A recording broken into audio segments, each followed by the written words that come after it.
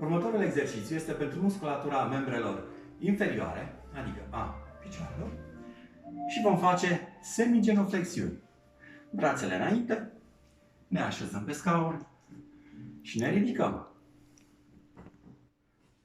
Mișcarea se repetă între 5 și 10 ori. 5,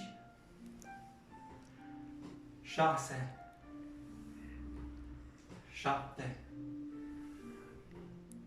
8, 9 și 10. Pentru cei care au o forță în membrele inferioare mult mai mare, exercițiul poate fi făcut și fără scaun. Depărtăm ușor picioarele, tălpile pe podea, brațele spre înainte.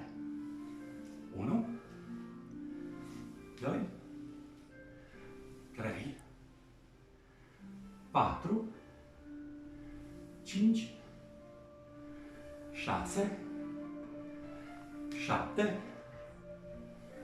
8, 9 și 10.